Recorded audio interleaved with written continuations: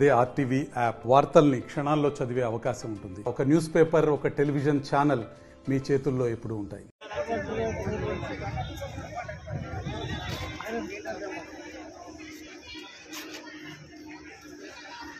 Arrivals ఎక్కేస్తున్నాయండి. మీరు fix చేసిన schedule ప్రకారం వస్తూనే వాళ్ళకి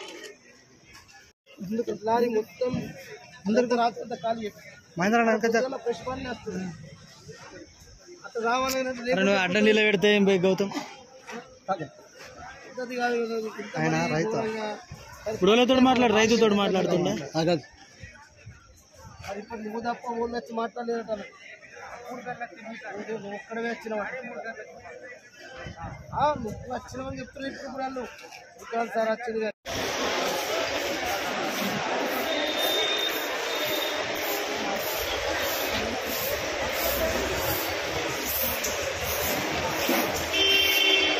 పండరే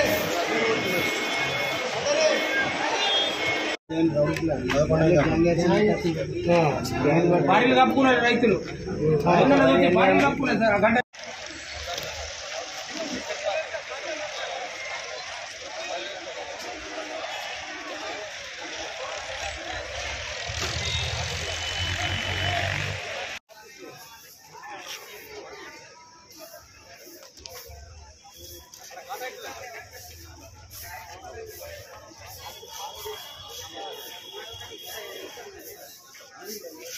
నాకు తర్వాత తెలిసింది. ఇప్పుడు నేనేం చేస్తా అంటే పోలీసు పెట్టించుడే కాదు, అసలు ఈ మూడు రోజులు ఎందుకు ఇక్కడ వెయిటింగ్ అయితే కరెక్ట్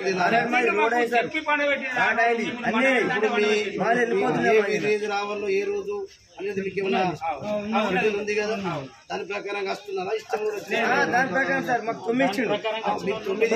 9 నాడు మూడు రాలేదు.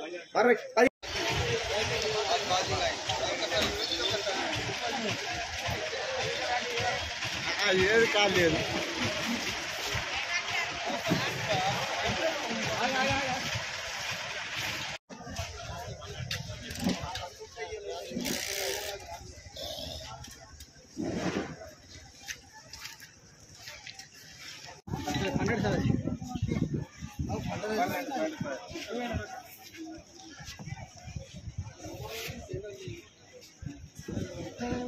సార్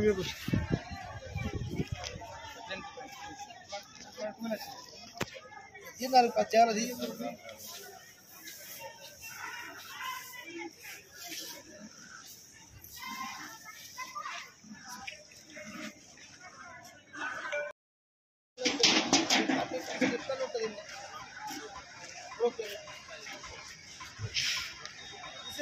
అది కూడా సేమ్ ఉన్నాయి కాబట్టి 12 వచ్చింది. ఇంకా ఇంకా ఉన్నది అంతలా కుక్కుంటుంది. అందరూ తీసుకోవాలి చేయాలి. పంచాలు తీస్తున్నాం వ్యాపారతి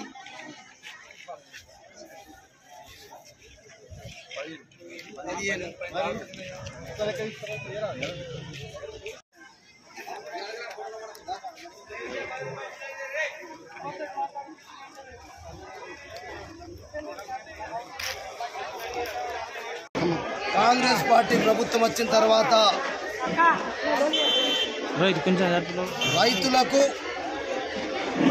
రైతులు పండించిన పంటలకు రక్షణ కరువైంది. అన్నం పెట్టే రైతన్నకే సున్నం పెట్టేటటువంటి కాంగ్రెస్ పార్టీ ప్రభుత్వం ఈ రాష్ట్రంలో ఎంత దారుణం అంటే ఆదిలాబాద్ మార్కెట్లో, ఆదిలాబాద్ జిల్లాలో కూడా అయితే జొన్నల కొనుగోలు జరుగుతాం. ఇలా 1,15,000 ఎకరాలలో రైతులు జొన్న పంట పండిస్తా ఉన్నారు. వ్యవసాయ శాఖ అధికారులు సర్వే జరిపింది.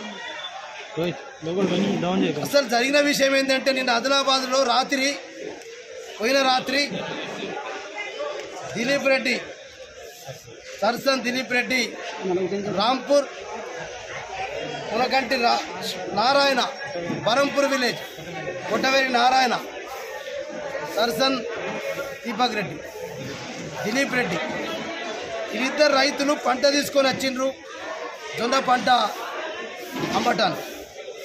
ఇక్కడ జరిగింది ఏంటంటే పంట తెచ్చిన తర్వాత కూడా 2-3 రోజులు మార్కెట్లోనే బండికి వెయిటింగ్ ఛార్జు, మనుషులు వండుకొని ఉండడం, మాయిశ్చర్ పేరుతోటి జొన్న పంటకు కూడా మాయిశ్చర్ ఉందని చెప్పి 3 రోజులు 4 రోజులు రైతులు ఇక్కడనే ఆదిలాబాద్ మార్కెట్ కమిటీలో అక్కడ జైనత్ కానీ మిగతా అన్ని మార్కెట్ కమిటీలోకి రకాలు జరుగుతుంది.